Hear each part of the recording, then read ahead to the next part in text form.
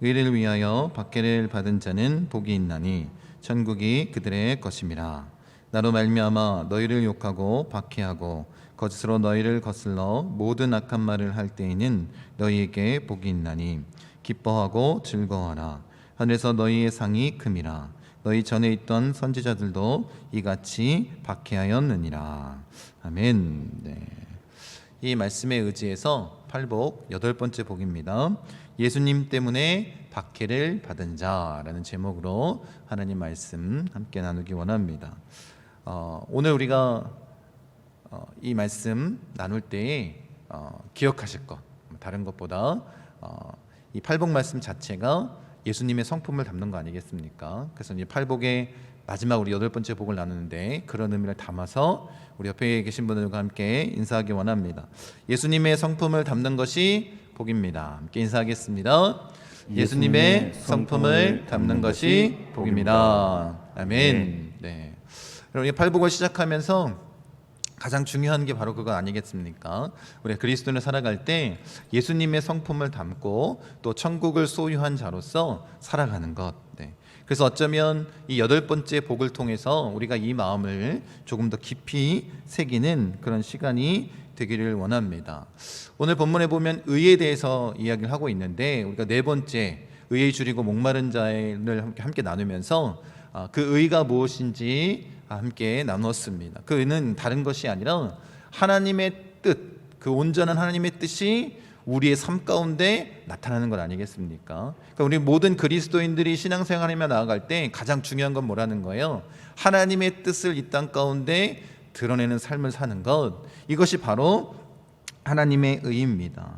그 본을 누가 보여주셨냐면 예수님께서 보여주신 거 아닙니까? 예수님께서 그렇게 본을 보여주시고 또 그런 마음들을 나눌 수 있도록 그렇게 역사해 주셨습니다. 그럼 예수 그리스도를 통해서 주신 그 의, 다른 어떤 것으로는 우리가 그 의를 얻을 수 없지 않습니까? 그래서 성경에 보면 누구로 말미암아 오직 예수 그리스도의 그 십자가의 보혈로 말미암아 우리가 뭘 얻은 거예요? 하나님의 의를 얻게 됐다라고 바울은 고린도후서에 기록하고 있습니다. 여러분, 우리가 정말로 중요한 건 이건 것 같아요. 의를 위하여 박해를 받은 자라고 이렇게 표현할 때 우리 지금 말씀 가운데 있는데 그 의를 위하여 박해를 받은 자라는 것을 쉽게 표현한다면 우리 이렇게 표현할 수 있을 것 같아요. 아까 전에 고린도후서 말씀처럼 예수님 때문에 박해를 받은 자. 다른 것이 아닙니다. 의를 위해서 박해받는다는 것은 예수님 때문에. 그리고 11절에도 분명하게 예수님이 뭐라고 말씀하시냐면 나로 말미암아 이렇게 말씀하십니다. 여러분, 우리가 복음을 전하고 다른 사람들에게 전도할 때 우리가 이제 예수님 때문에 박해를 받는다라는 인식을 갖고 있으면 좀 마음이 어렵죠. 근데 우리가 복음을 전할 때는 어떻게 전합니까? 예수 믿으면 너 예수 믿으면 박해받아 이렇게 전도하는 사람 있어요? 없습니다. 예수 믿으면 뭐가 좋고 어려운 일이 있을 때 참된 평안을 주시고 또 물질의 어려움이나 건강의 어려움이나 주님께서 치유해 주시고 회복시켜 주신다라는 좋은 말로 그렇게 복음을 선포합니다. 여러분도 다 그렇게 하시죠? 그런데 성경에 보면 예수님은 너무나도 솔직하신 분이에요. 예수님은 그렇게 말씀하시지 않습니다. 예수님 뭐라고 말씀하시냐면 예수 믿으면 뭐 한다? 박해받는다 이렇게 말씀하십니다. 너희가 나를 따라오려면 어떻게 한다는 거예요? 생명을 걸어야 된다는 거예요. 자기를 부인하고 자기 십자가를 지고 나를 쫓아야 된다. 이 길은 좁은 길이다. 이 길은 너무나도 험악한 길이야 라고 주님 계속 말씀하십니다. 그러니까 성경에, 신약성경의 한 20% 정도가 뭐에 대해서 말씀하고 있냐면 예수 믿으면 뭐 한다? 박해받는다에 대해서 말씀하고 있다는 거예요. 여러분, 우리가 복음을 전할 때는 그렇게 전하지 않는데 예수님 우리에게 뭐라고 말씀하신다고요? 예수를 믿으면, 나를 따르면 박해를 받는다라고 말씀하신다는 것입니다. 여러분 한번 잘 생각해 보십시오. 예수를 믿으면 박해받는데 그럼 누가 예수를 믿을까요? 여러분 같으면 쉽게 예수를 믿겠습니까? 그런데 기독교 2000년 역사를 우리가 살펴보면 예수님 때문에 박해를 받는데도 불구하고 수많은 사람들이 그 진리의 길을 걸어가고 있다는 거예요. 우리도 그 은혜를 마음 가운데 새기고 예수님을 따르는 자가 되기를 원합니다. 여러분, 예수님이 왜 우리가 예수를 믿으면 이렇게 박해를 받을까에 대해서 예수님 이렇게 말씀하십니다. 뭐라고 말씀하세요? 요한복음 15장에 보면 이렇게 말씀하세요. 세상이 누구를 미워해요? 예수님을 미워합니다. 우리가 누구에게 속한 자예요? 세상에 속한 자가 아니라 예수님께 사로잡힌 자 아니겠습니까? 그러니까 세상이 누구를 미워하는 거예요? 예수님을 미워하고 그 예수님을 따르는 우리를 미워한다라고 말씀하십니다. 여러분, 이것이 예수님께서 박해받는 이유다라고 그렇게 말씀하십니다. 여러분, 예수님은 우리가 예수를 믿으면 박해를 받는다라고 말씀하세요. 성경은 예수 믿을 때 박해받는 것이 정상적인 일이라고 말하고 있는 거예요. 네. 여러분, 이 세상과 하나님 나라가 뭐 할 수밖에 없을까요? 충돌할 수밖에 없기 때문인 거예요. 그러니까 육의 소욕을 가지고 살아가느냐, 성령의 소욕을 가지고 살아가느냐 아니겠습니까? 그리고 육의 소욕을 가지고 살아가는 사람과 성령의 소욕을 가지고 살아가는 사람들은 절대로 하나 될 수 없습니다. 그래서 뭐가 일어나는 거예요? 충돌할 수밖에 없는 건 아니겠습니까? 세상의 기준을 가지고 살아가는 자와 하나님 나라의 기준, 그 세계관을 가지고 살아가는 자가 충돌할 수밖에 없는 것입니다. 여러분, 이 지금 팔복 말씀은 예수님의 제자들에게 하신 말씀이에요. 그리고 이 팔복 말씀을 우리가 이렇게 받아들이면 좋을 것 같습니다. 첫 번째 복의 내용이 뭐예요? 천국이 그들의 것입니다. 여덟 번째 복도 뭐예요? 천국이 그들의 것임이라고 끝나고 있습니다. 그러니까 첫 번째와 마지막 여덟 번째 복을 이렇게 같은 언어를 사용해서 반복하는 것, 이걸 통해서 뭘 예수님이 강조하고 싶은 걸까요? 천국 백성이 어떻게 살아가야 되는지, 예수를 믿는 자로서, 예수 그리스도의 제자로서 참된 하나님의 나라, 그 의를 마음에 품고 살아가는 자들이 어떻게 이 땅 가운데 나타내야 되는지를 그렇게 말씀해 주시는 건 아니겠습니까? 여러분, 그러니까 이 팔복 말씀은 이런 거예요. 누가 하나님 나라의 시민인가? 누가 하나님 나라를 소유한 자로서 이 땅 가운데 살아가는가? 어떻게 살아가야 되는가? 이것에 대해서 말씀하시는 것입니다. 그리고 그의 가장 본이 되는 모습을 예수님께서 예수님의 성품을 닮으라고 계속해서 말씀해 주신 것 아니겠습니까? 그렇게 우리가 8가지 복을 함께 나누었습니다. 그러니까 우리가 정말 예수 그리스도를 믿는 자로서 이 팔복 말씀대로 살아가는 참된 그리스도인이라면 뭐 할 수밖에 없는 거예요? 세상과 충돌할 수밖에 없는 거예요. 그리고 이 세상과 충돌할 때 당연히 이 세상은 예수님을 미워하고 박해한 것처럼 우리를 미워하고 박해할 수밖에 없다라는 것입니다. 그러니까 어떻다라는 거예요? 성령의 소욕을 가지고 살아가는 자들은 이 세상 가운데 당연하게 정상적으로 박해를 받을 수밖에 없다라는 것입니다. 여러분, 만약에 직장 생활한다고 한번 생각해 보십시오. 직장 생활할 때 상사가 지시한 내용이 잘못된 거예요. 하나님 나라의 기준으로 봤을 때. 그런데 보통 직장 생활할 때 어떻게 해야 되는 거예요? 상사 말을 잘 들으면 편안하지 않습니까? 그런데 그것이 걸려서 그 상사가 요구하는 것을 해주지 않거나 아니면 잘못된 것을 지적했을 때 어떻게 될까요? 불이익을 당할 수밖에 없습니다. 여러분, 우리가 하나님 나라의 기준을 가지고 이 세상에 살아가면 이런 어려움을 당할 수밖에 없는 거예요. 한번 눈 감으면 아무런 문제가 생기지 않지만 주님의 마음을 품고 나아갈 때는 이것이 너무나도 마음에 걸립니다. 그러니까 어떻게 해요? 세상과 충돌할 수밖에 없는 것입니다. 그래서 이 팔복을 살아갈 때, 그리스도인이 이 팔복의 말씀을 가지고 살아갈 때 뭐가 필요하냐면 이 예수 그리스도의 큰 위로가 필요한 거예요. 그래서 어쩌면 예수님께서 복이 있다라는 말씀을 우리에게 해주셨는지도 모르겠습니다. 여러분, 그래서 예수님이 이렇게 하나님 나라의 기준으로 살아가는 자들, 의를 위하여 박해를 받는 자들, 이렇게 예수 믿는 자로서 당연한 삶을 사는 자들은 12절에 뭐라고 말씀하세요? 하늘에서 큰 상급이 있다라고 말씀하십니다. 그렇게 위로하시는 것 아니겠습니까? 여러분, 그러니까 팔복을 실천하는 것은 쉽지 않습니다. 여러분들도 아마 그렇게 얘기할 거예요. 어떻게 이렇게 살아냅니까? 그런데 그것은 우리의 능력으로 하는 것이 아니라 이 팔복 말씀을 선포하시면서 주님이 우리에게 주신 큰 위로와 힘은 뭐냐면 이 말씀을 실천하며 살아갈 수 있도록 누가 도우시냐면 삼위 하나님이 도우신다라는 거예요. 성부 하나님께서 우리에게 그 은혜를 허락하시고 예수 그리스도를 통해서 그 사랑과 위로 힘을 얻게 하시는 것 아닙니까? 그렇게 하늘 보좌 우편에서 우리를 위해서 중보하시는 거예요. 그리고 어떻게 하셨습니까? 성령을 우리 가운데 보내주신 거 아닙니까? 그 성령 하나님을 통해서 우리가 날마다 새 힘을 얻고 성령의 근심하심을 통해서 우리가 잘못된 것을 회개하고 돌이키고 하나님의 뜻대로 살아갈 수 있도록 그렇게 도우신다는 것입니다. 여러분 한번 잘 생각해 보십시오. 이제 기독교 예수 그리스도가 이 땅 가운데 오시고 그 복음이 선포되어지는 이 초대교회 때도 마찬가지고 로마에서도 마찬가지입니다. 그리고 우리나라에 복음이 들어온 조선 시대나 아니면 일제 강점기 때 예수 믿는다는 이유 하나만으로 박해받는 사람들이 끊이지 않았습니다.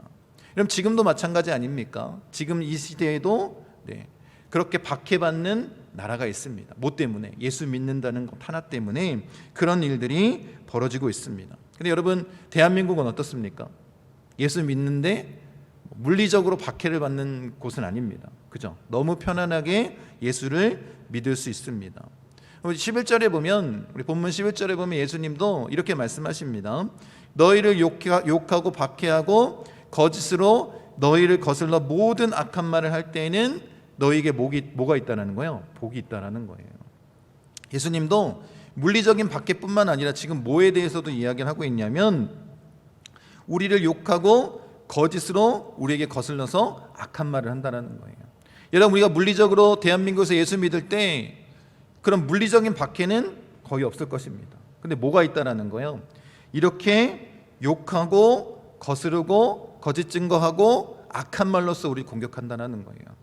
그런 정서적인 박해가 이 땅 가운데 지금 이 시대에 넘쳐나고 있지 않습니까?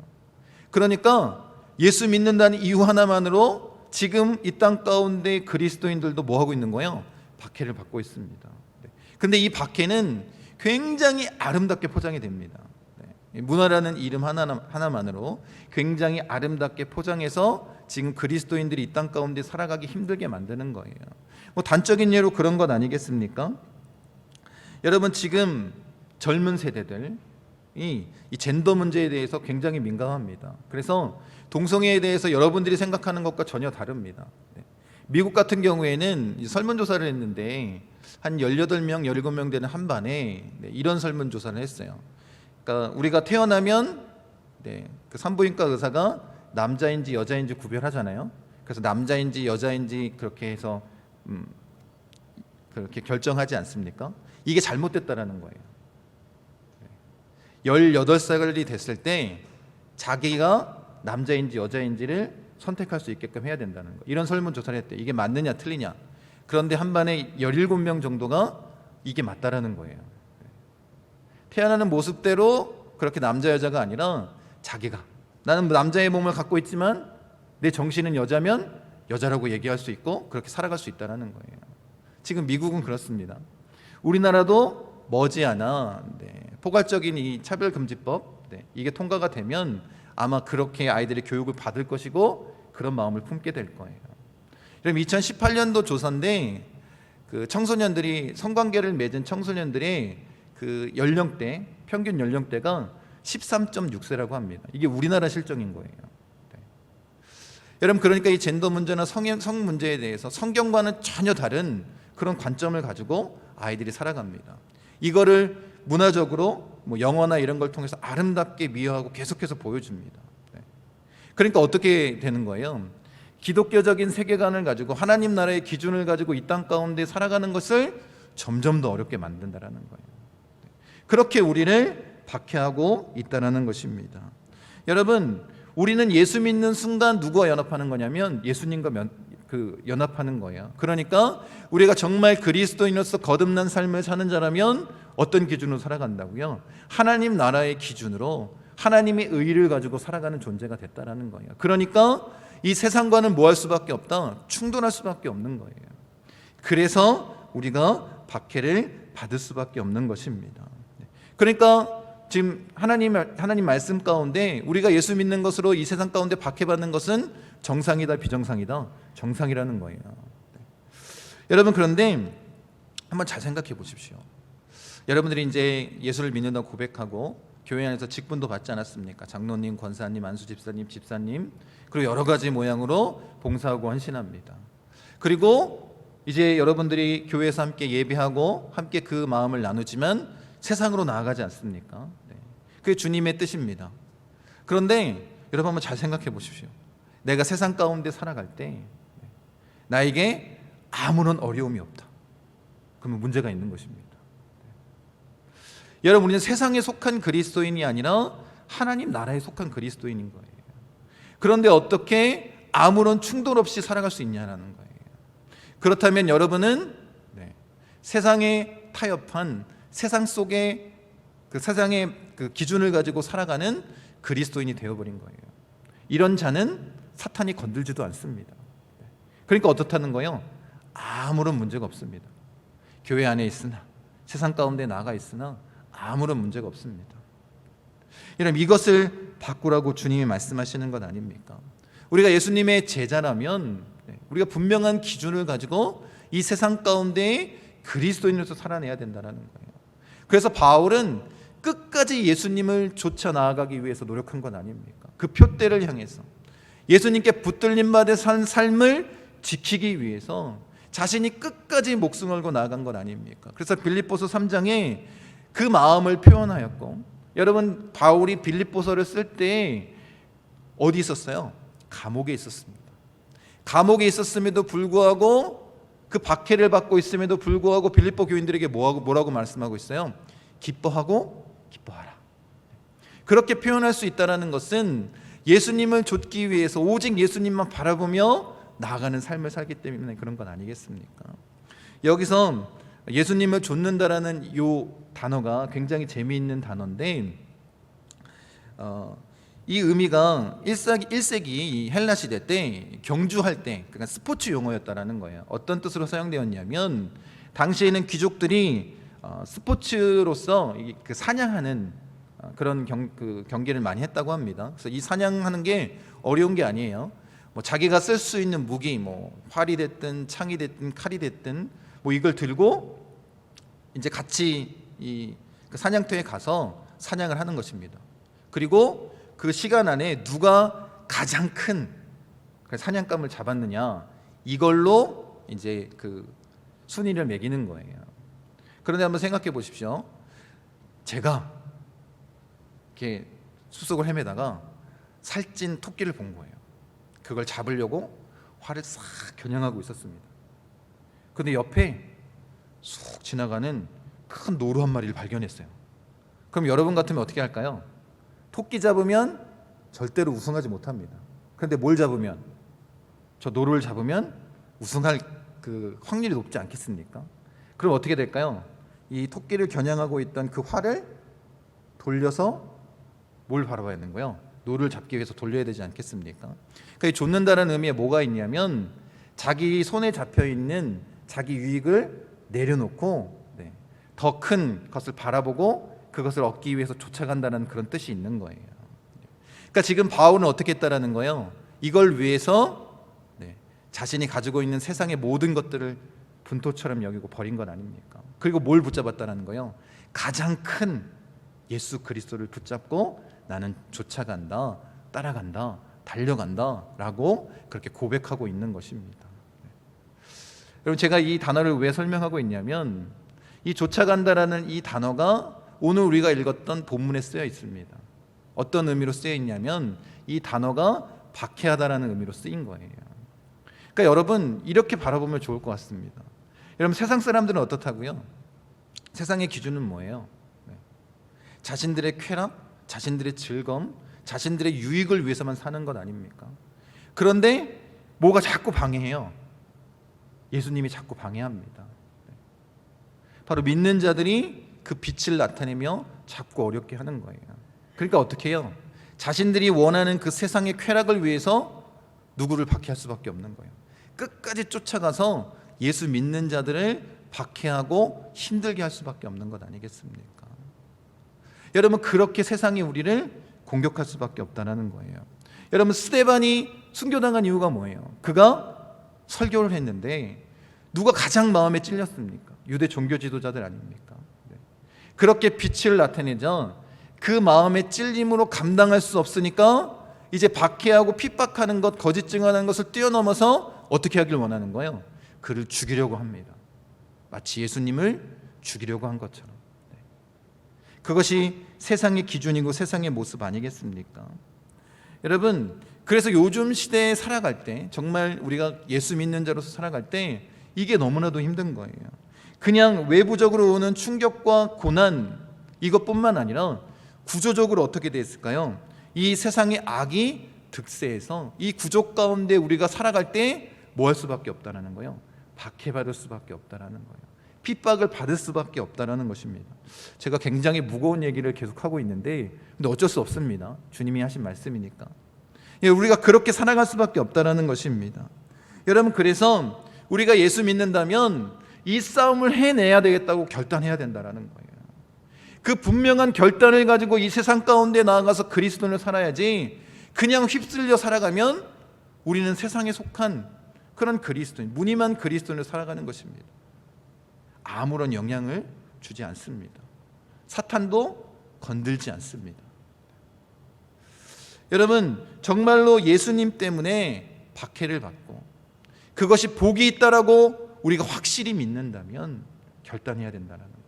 사도 바울처럼 그렇게 결단하며 나아가야 되지 않겠습니까? 여러분, 이 복이 있다는 의미에 행복하다라는 의미와 또 행운하다라는 그런 의미가 있습니다. 예수님께서 우리에게 이 팔복 말씀을 전해주시면서 이 팔복대로 사는 자는 뭐 한다는 거예요? 행복한 사람이라는 거예요. 이렇게 팔복의 말씀을 듣고 살아가는 자는 정말로 행운하다라는 거예요. 왜요?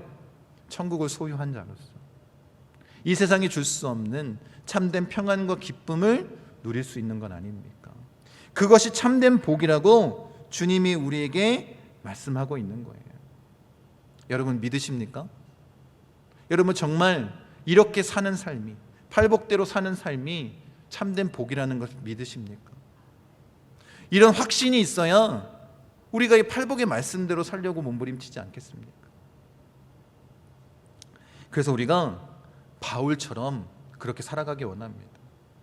이런 바울이 그렇게 결단하며 나아가면서 그 실천하는 삶의 모습으로 이렇게 얘기해요. 로마서 12장 2절에 뭐라고 말씀하냐면 이 세대를 본받지 말고 누굴 본받으라는 거예요? 하나님을 본받으라는 거예요. 하나님의 선하시고 기뻐하시고 온전하신 뜻이 무엇인지를 구해야 된다는 거예요. 그게 그리스도인으로서의 그 첫 발걸음이라는 거예요. 그렇게 우리가 살아내자라고 말하는 것 아니겠습니까? 그러니까 이 길은 결코 쉬운 길이 아닙니다. 우리가 이 교회 문을 나가서 세상 가운데 발을 디디는 순간 그 구조적인 핍박이 우리에게 다가온다는 거예요. 여러분, 이런 마음의 준비가 없이 그냥 세상 가운데 나아가면 우리가 싸울 기력조차 없습니다. 그냥 휘둘리면서 살 뿐입니다. 그래놓고 어떻게 해요? 교회에 와서만 거룩한 그리스도인인 것처럼 앉아있는 거예요. 그러니 어떠한 영향력을 이 세상 가운데 나타낼 수 있겠습니까?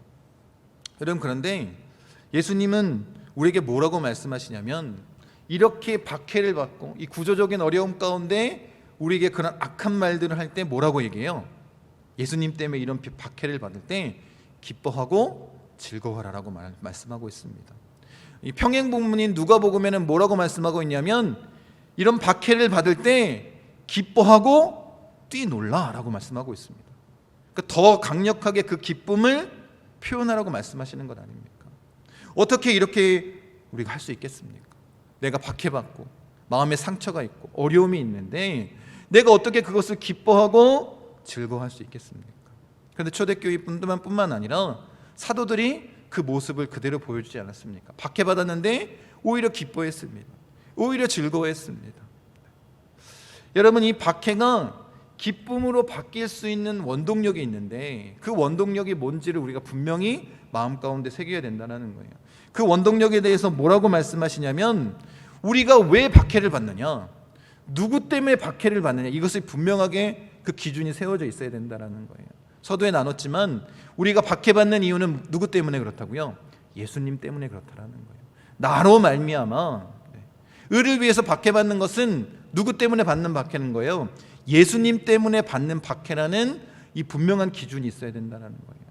그래야 우리의 박해가 기쁨으로 승화할 수 있는 거예요. 여러분, 그러니까 우리가 조심해야 된다는 것입니다. 잘 들으세요. 징벌을 핍박이나 박해로 착각하면 안 됩니다. 내가 잘못해갖고 받는 징계나 징벌을 핍박과 박해, 예수님 때문에 받는 핍박과 박해라고 생각하는 그리스도인들이 너무나도 많다는 거예요. 그런데 여러분, 우리가 살아갈 때 의를 위하여서 박해를 받는 그 경우는 그렇게 많지 않습니다. 근데 교회 안에서 내가 그렇게 어려움을 당하고 고통과 고난이 있으니까 예수님을 믿는 것 때문에 박해받는다라고 얘기하면서 뭐라고 얘기하냐면, 이래서 마음에 어려움이 있고 이래서 상처를 받았고, 그런 이야기를 교회 내에서 막 나눕니다. 여러분, 잘 생각해 보십시오. 그렇게 내가 어려움을 이야기하고 있다면, 내가 교회 내에서 이런 박해를 받고 있다라고 이야기를 하고 있다면, 그것은 예수님 때문에 받는 박해가 아닙니다. 왜냐하면 예수님 때문에 박해를 받으면 마음의 고통이 사라집니다. 오히려 기쁨이 우리 마음 가운데 찾아옵니다. 이게 주님이 말씀하시는 거 아닙니까?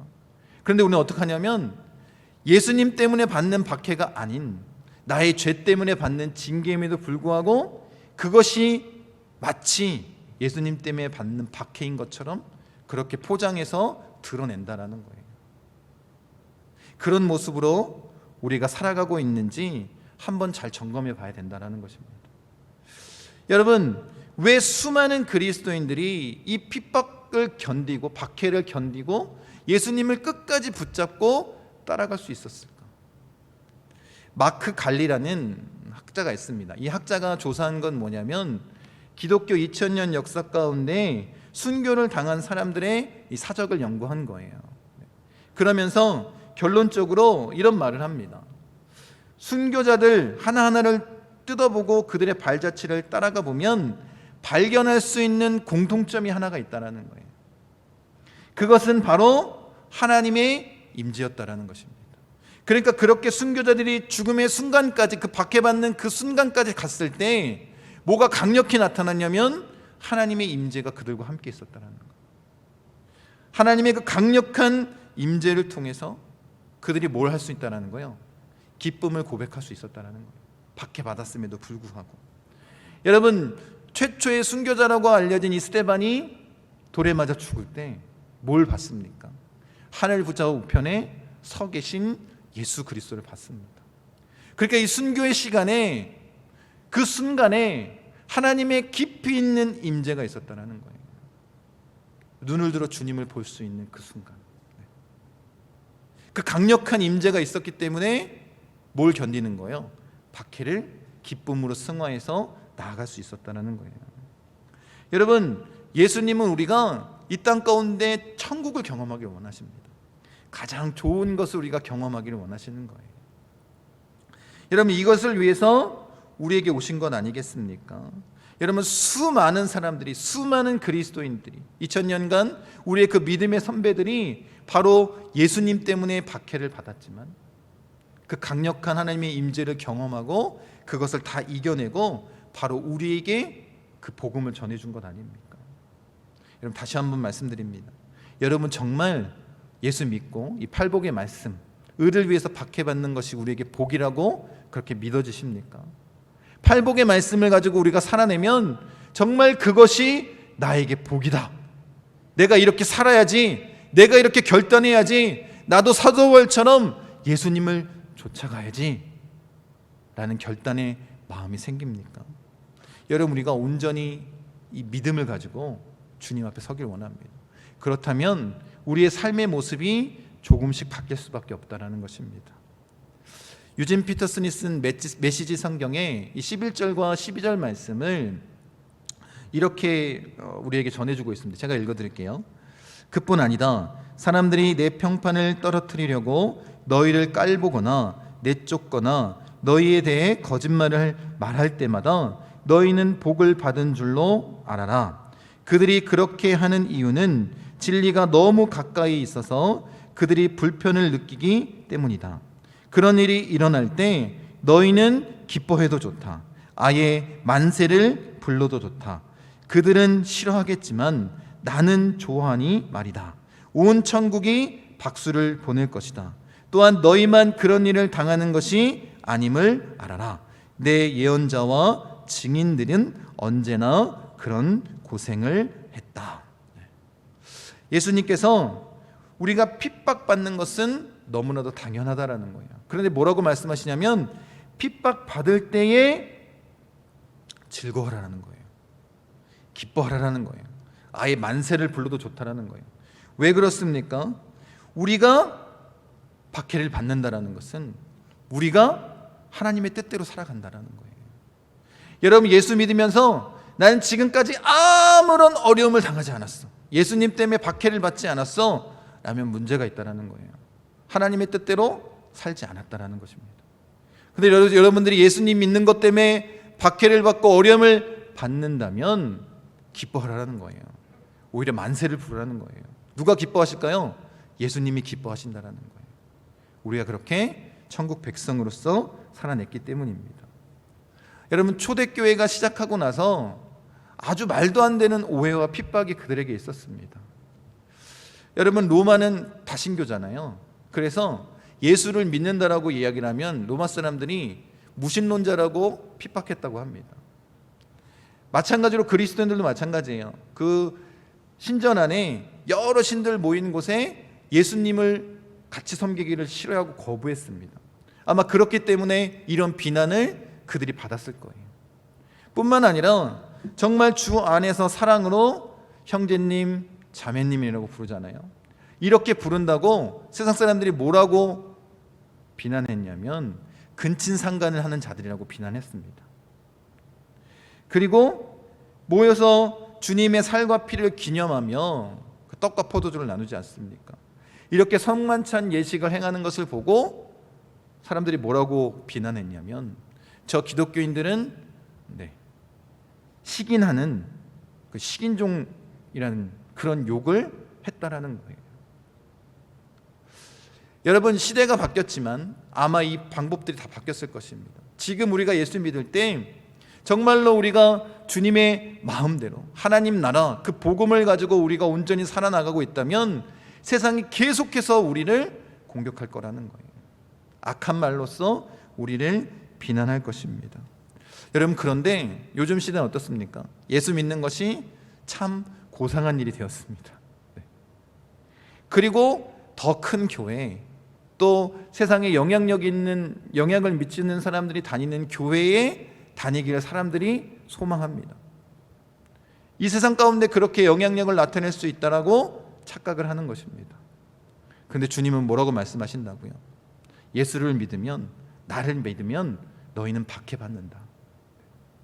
그게 주님의 진리의 말씀 아닙니까? 그 안에 담겨져 있는 메시지가 뭐라는 거예요? 우리로 하여금 예수님을 따르며 하나님 나라의 가치관을 가지고 살아가라는 거예요. 이렇게 살아가는 자들은 결국 어떻다라는 거예요? 하늘나라에서 큰 상급이 있다는 거예요. 이것을 믿으십니까? 우리가 이것을 믿고 나아가야 되지 않겠습니까? 이 말씀을 우리가 좀 정리하기 원합니다. 주님이 이렇게 우리에게 말씀하시는 것 같아요. 너희는 천국 백성이다. 너희가 천국 백성이 된 것은 참 복이다. 너희는 행운아야. 그런데 나 때문에 의를 위하여 너희는 박해를 받을 수밖에 없다. 이것은 세상이 너희가 아니라 나를 미워하기 때문이다. 그래서 아무 이유 없이 거짓 증거로 너희를 욕하고 비방하고 악한 말을 다 쏟아 놓을 것이다. 그래도 이렇게 박해받을 때에는 기뻐하고 뛰놀아라. 왜냐하면 너희가 제대로 그리스도인으로 이 세상 가운데 살아가고 있다는 거니까. 그로 인해 나도 함께 기뻐할 뿐만 아니라 그런 자들에게는 하늘에서 큰 상급이 있기 때문이다. 이 박해를 너 혼자 받는다라고 생각하지 마라. 나의 성품을 닮은 수많은 그리스도인들이 이와 같이 박해를 받아왔다. 그리고 그 박해 가운데 난 늘 너와 함께 할 것이다. 나와 더 깊은 교제 가운데 너희에게 힘이 되겠다. 주님이 이렇게 말씀하시는 것 같습니다. 여러분들은 어떻게 결단하시겠습니까? 어떤 그리스도인으로 이 땅 가운데 살아가시겠습니까? 세상에 속한 그리스도인으로 살아가시겠습니까? 아니면 하나님 나라에 속한 예수 그리스도께 붙잡힌 그런 삶을 사는 그리스도인으로서 살아가시겠습니까? 노선을 분명히 하시기 바랍니다. 우리 목포순복음 중앙교회 모든 성도님들은 정말 예수님께 사로잡힌 자로서 그렇게 살아가는 자가 되기를 원합니다. 그리고 그렇게 박해를 받을 때 기쁘고 뛰놀 줄 아는, 하나님의 강력한 임재로 하나님의 도우심을 경험하고 그렇게 더 예수 그리스도를 닮기 위해서 달려가는 우리 귀한 성도님들 되시기를 다시 한번 부탁을 드립니다. 스펄전 목사님이 이렇게 얘기했습니다. 믿음이 있다면 어떤 부족함과 약함도 복으로 바꿀 수 있다. 여러분, 팔복을 우리가 살아내기 위해서는 이 믿음이 필요합니다. 이게 진짜 나에게 복이구나. 그런 마음이 우리 가운데 없다면 우리는 아무것도 할 수 없습니다. 근데 이런 믿음이 있다면 그 어떤 상황 가운데도, 그 어떤 약함이 우리를 붙잡고 있다 할지라도 우리는 어떻게 할 수 있다고요? 그 모든 것을 복으로 바꿀 수 있다는 거예요. 이것이 능력 아니겠습니까? 이 능력을 행하는 우리 목포순복음 중앙교회 성도님 되시기를 간절히 축원드립니다.